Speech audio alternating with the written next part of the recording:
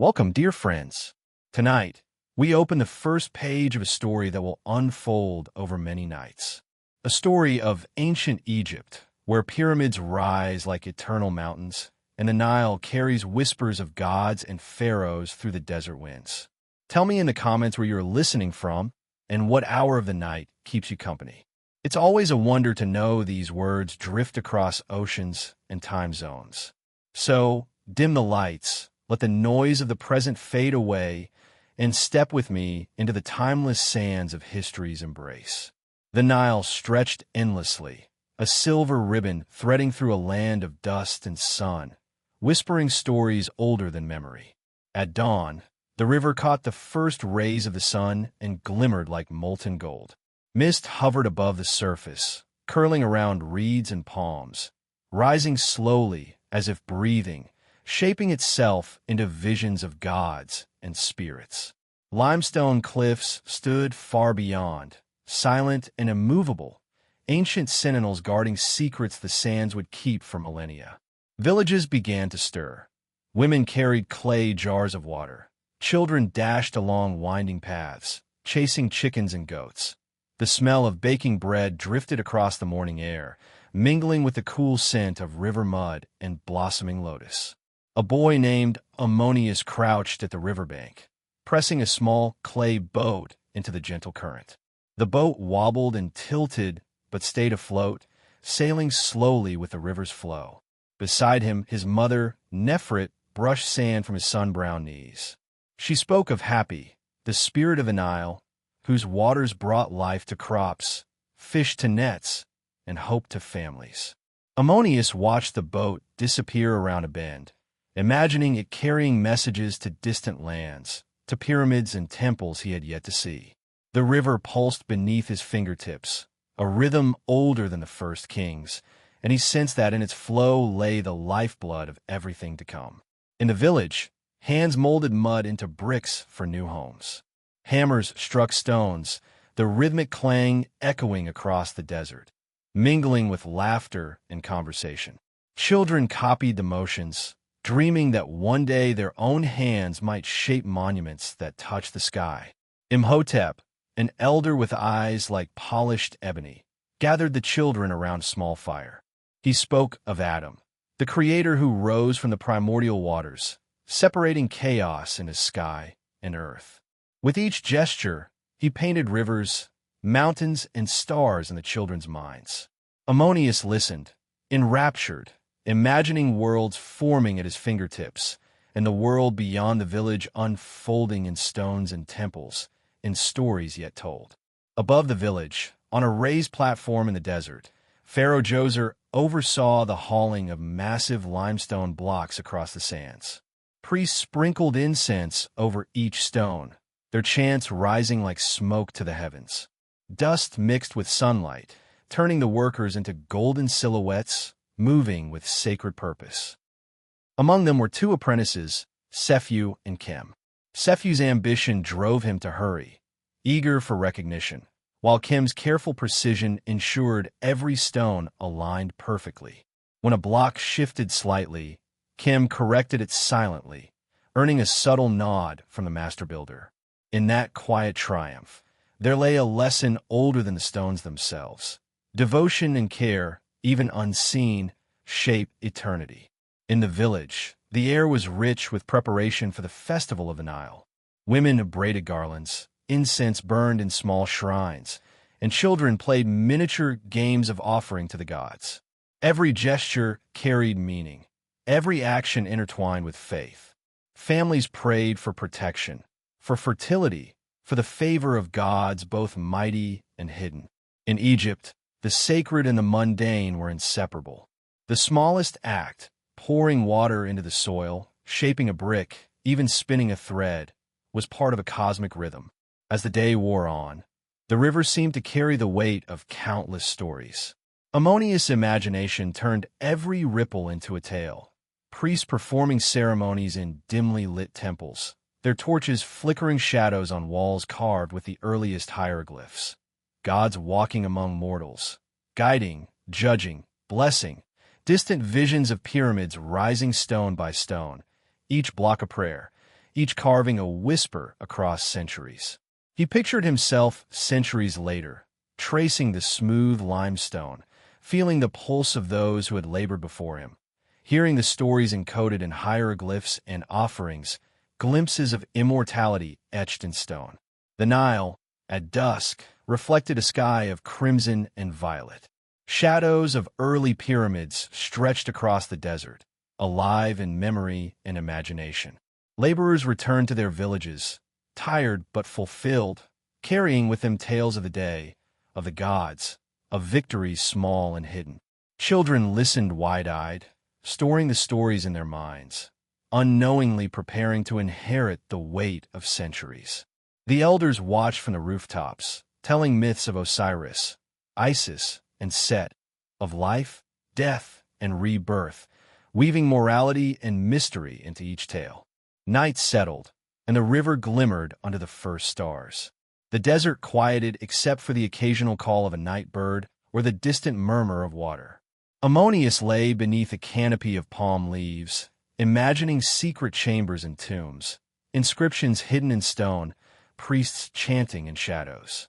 He dreamed of journeys through the sands and pyramids, of hieroglyphs that whispered secrets to those who dared to read them, of gods who walked among humans in forms both terrifying and beautiful.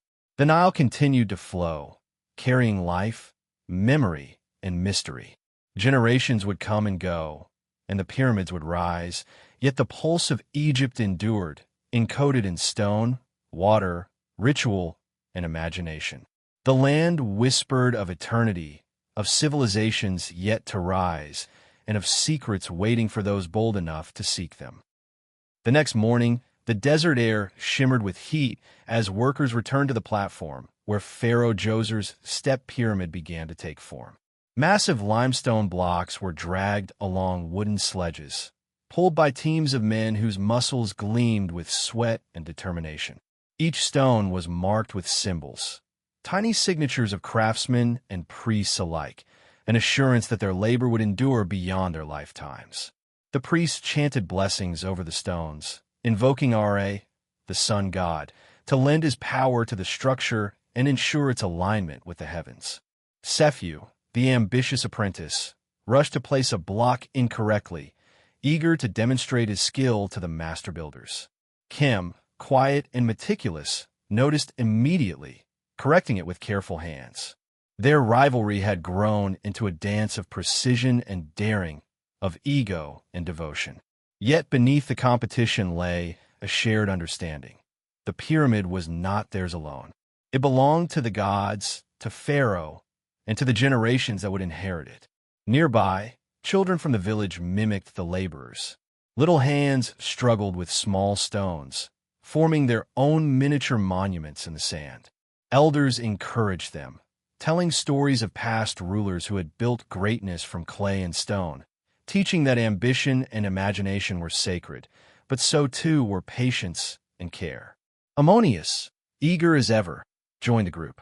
He arranged the stones with precision, whispering to himself the myths Imhotep had taught him, how Adam created the world from the chaotic waters, how Ra sailed across the sky each day, and how Osiris would judge the dead with eyes that saw both heart and soul.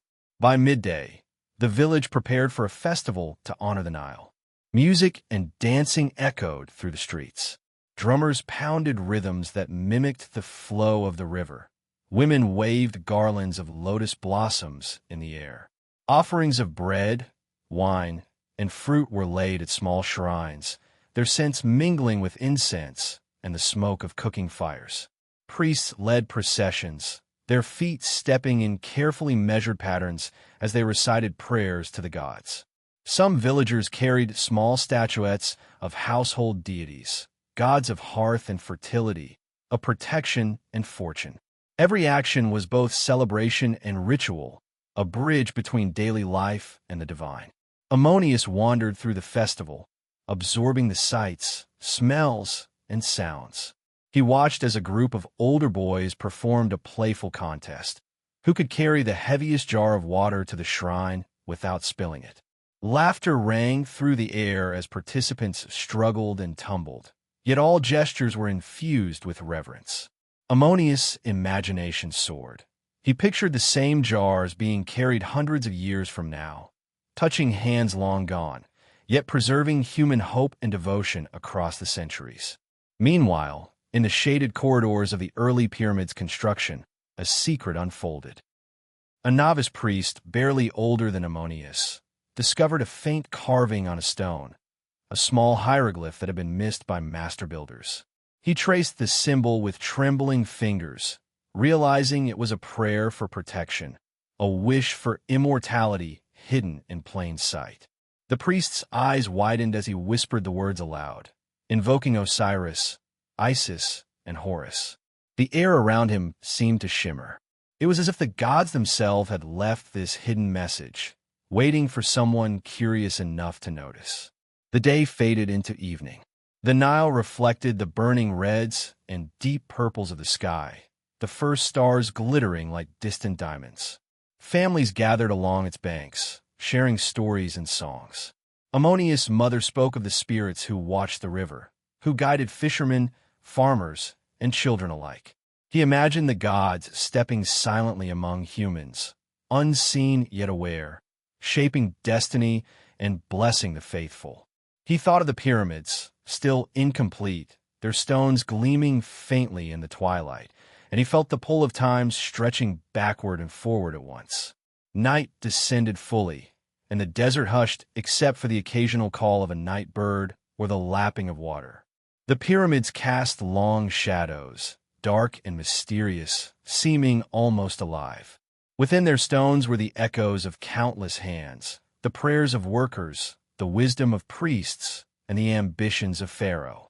Ammonius lay beneath the palm leaves, gazing at the stars. In his dreams, he walked through hidden chambers lined with hieroglyphs, watched rituals unfold in torchlit sanctuaries, and glimpsed the gods in forms both human and divine. He saw the river winding endlessly, carrying stories and memories far beyond the horizon, and understood, in some small, fleeting way, that he was part of something eternal. Over the following weeks, life along the Nile followed the rhythms of water and sun. The construction of the pyramid advanced, stone by stone, block by block. Apprentice rivalries continued.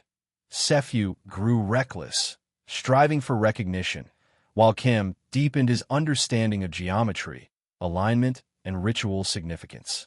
Each misstep and correction was a lesson, not just in architecture, but in devotion and humility.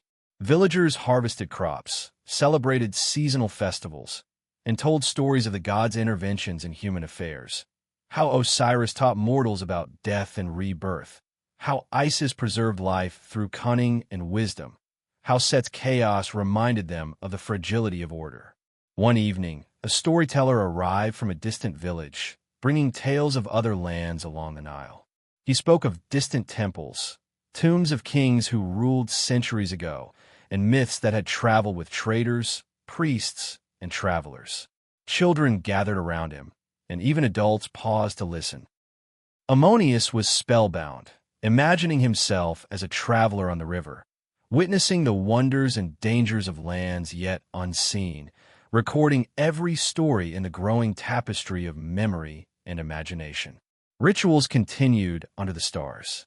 Priests chanted beside small fires, calling upon the gods to bless the fields, protect the homes, and guide the souls of the departed. Families made offerings at household shrines.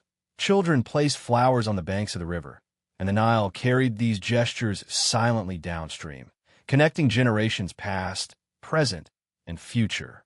Even the smallest act, a brick laid in a wall, a loaf of bread offered at a shrine, a whispered prayer, was part of the eternal rhythm, a thread in the web of Egypt's enduring story.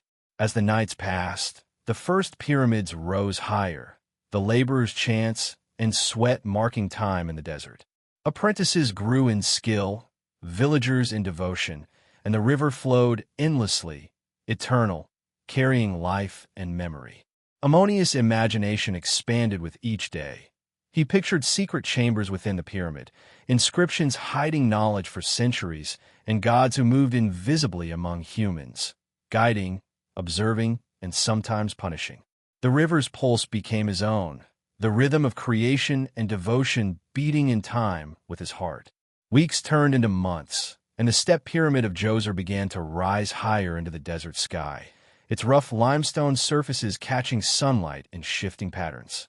Workers labored from dawn to dusk, guided by the priest's chants and Pharaoh's watchful eye. Ropes groaned, sledges creaked, and stones scraped across the sand.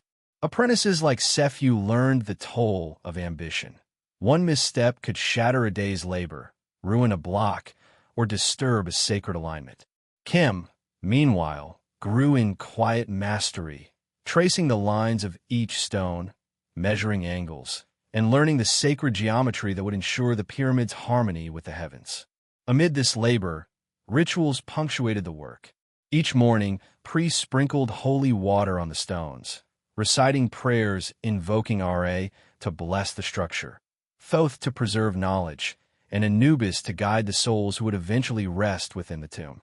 Offerings of bread, wine, and incense were placed at the base of the pyramid, while a small choir of children sang hymns that echoed across the desert. Their voices, high and pure, seemed to animate the stones themselves. In the village below, life continued in cycles of work and celebration. Farmers tended fields along the Nile, preparing for the seasonal flood.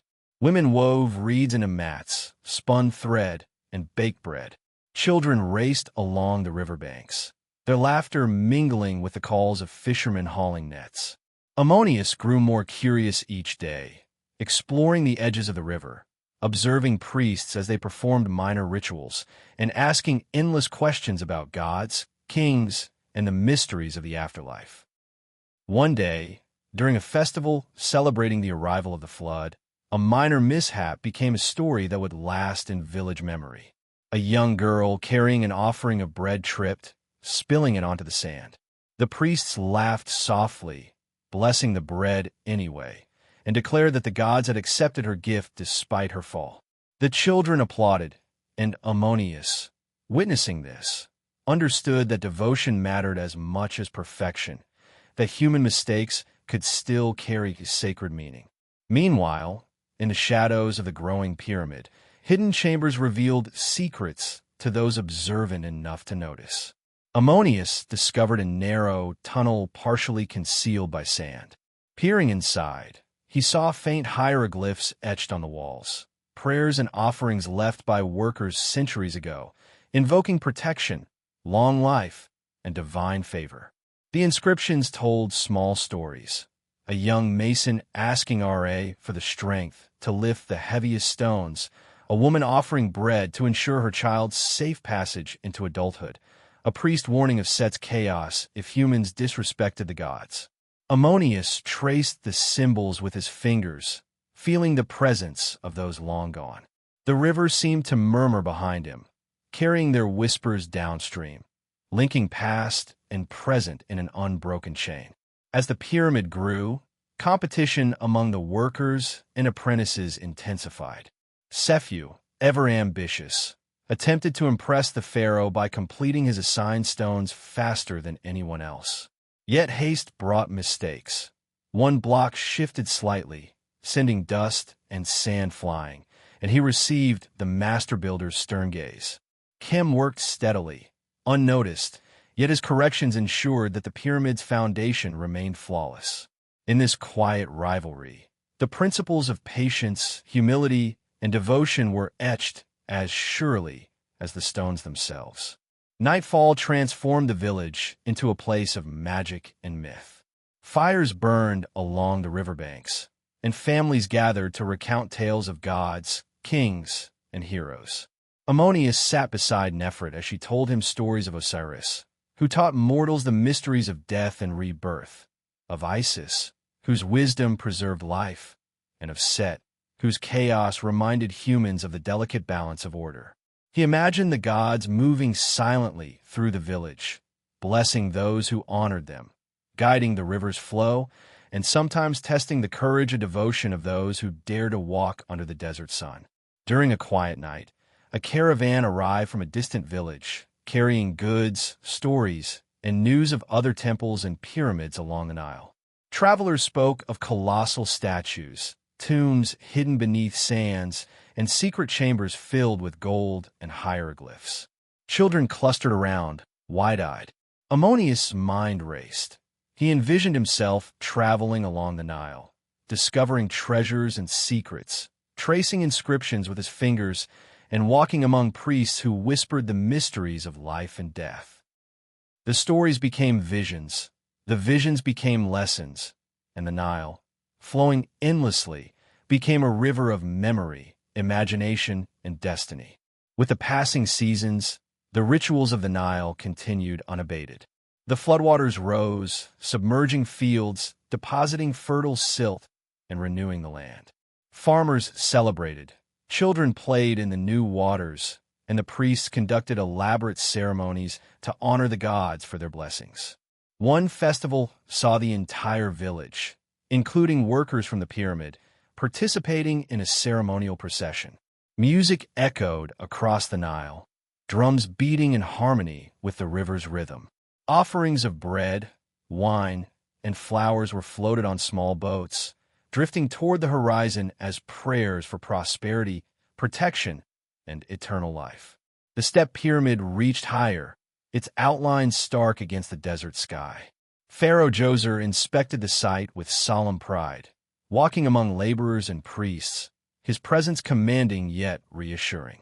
Apprentices like Sephu and Kim had grown into skilled artisans, their rivalry now tempered with respect for the magnitude of what they were building. The stones bore the marks of countless hands, prayers, and songs, a silent record of devotion that no passage of time could erase. At night, Ammonius lay beneath a canopy of palm leaves, staring at the stars. He envisioned secret chambers within the pyramid, illuminated by torchlight, filled with hieroglyphs and treasures meant to guide kings in the afterlife. He imagined the gods walking among mortals, unseen but omnipresent, their eyes upon every offering, every gesture, every act of devotion. In dreams, he traced the Nile from its source to its mouth, seeing the civilizations it had nurtured and imagining those yet to come. The river, eternal and unyielding, carried the memories of countless generations, binding the past, present, and future into a single, unbroken flow. The pyramids, still under construction, seemed alive with energy, a monument not just to a pharaoh, but to a people's faith, ambition, and imagination.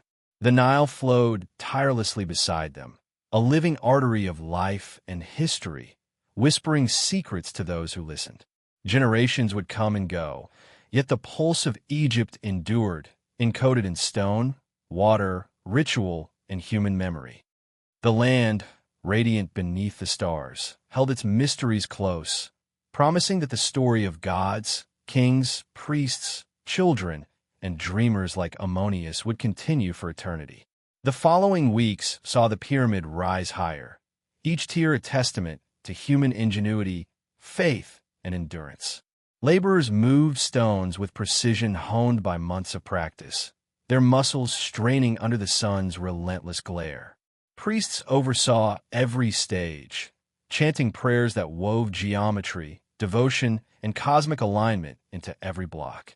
Special ceremonies marked the placement of particularly large stones.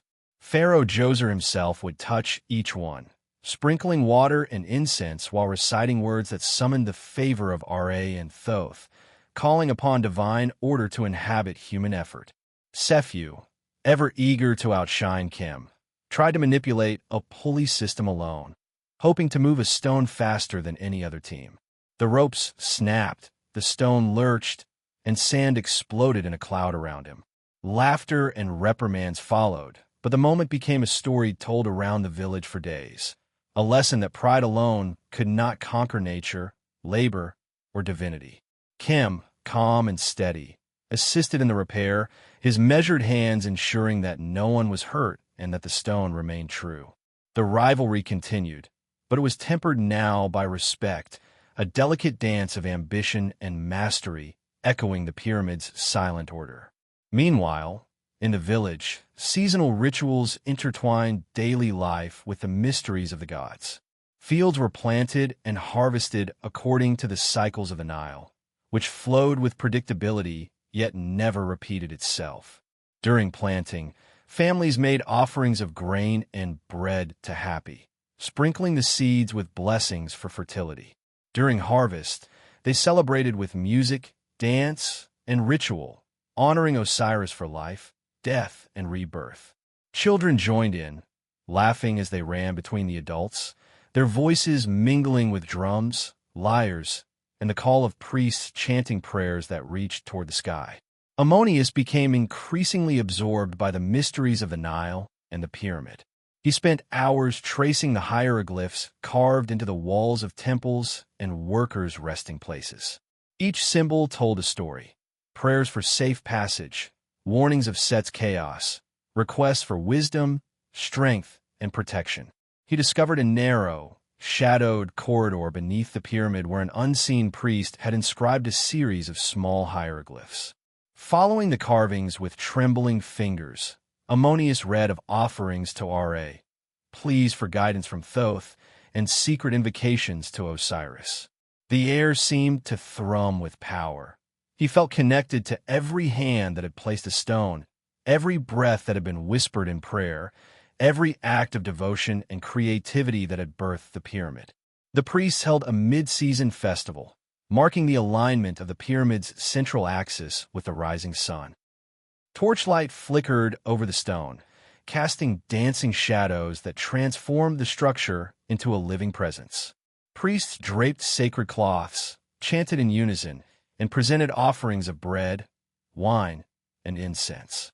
Pharaoh observed solemnly, understanding that the pyramid was both a monument and a bridge between worlds, mortal and divine, present and eternal. Laborers and villagers alike witnessed the ceremony, realizing that their sweat, their songs, their daily toil were part of a greater, sacred rhythm. Night after night, Ammonius imagined the gods walking invisibly among humans, seeing the efforts of each laborer and blessing the faithful. He pictured Osiris judging the balance of human deeds, Isis weaving protection and wisdom, and Set reminding mortals of chaos lurking just beyond comprehension. In his dreams, he walked through hidden chambers within the pyramid, illuminated by flickering torches, reading the hieroglyphs carved centuries before his time. He envisioned pharaohs resting within, their spirits guided safely to the afterlife, protected by magic, ritual, and the devotion of countless hands. Season turned to season. The Nile rose and fell, depositing silt that nourished crops, and the village prospered. Apprentices grew more skilled, villagers more confident in their rituals, and the pyramid continued its slow, majestic ascent. Minor competitions flourished. Who could lift the heaviest stone? Who could craft the most perfect mud brick? Who could memorize the longest hymn? These contests were more than games. They were rites of passage, tests of endurance, skill, and devotion. Success brought respect. Failure taught humility. And every action, no matter how small, became a story remembered and retold. One evening, as the sun set behind the distant cliffs, the pyramid's outline shimmered in gold and shadow. Ammonius sat with elders, listening to tales of past pharaohs, of kings who had united villages, conquered deserts, and walked among gods. He imagined himself centuries later, returning to this same place to read the hieroglyphs, to trace the labor of generations, to understand what it meant to be human in a world watched over by divine eyes. The river reflected the sky, carrying the whispers of stories past and present, binding the land, its people, and its gods in a tapestry of life and memory. In the quiet hours of night, the pyramid seemed to breathe. Stones settled into place with a rhythm felt more than seen. The laborers slept, the priests whispered prayers, and the river flowed steadily, eternal. Generations yet unborn would walk its banks, marvel at its height, and wonder at the devotion that had created it. Ammonius, finally drifting into sleep beneath the palms, felt the pulse of history in his own heartbeat. the river, the pyramid, the village, and the gods, all intertwined, all alive in memory, story, and imagination. When dawn returned, gold and mist once more draped the Nile. The laborers resumed their work, the villagers their rituals, and the priests their chants. The pyramid, a monument of stone, sweat, and devotion, towered ever higher, a testament to human ingenuity and faith. And the Nile flowed onward, carrying life, memory, and mystery, whispering of eternity, of civilizations yet to rise, and of secrets waiting for those bold enough to seek them. The land held its stories close, but the stories themselves were not lost. They lived in the stones, the river, the rituals, and in children like Ammonius, keepers of imagination, witnesses to eternity, and inheritors of civilization that would echo through the sands of time.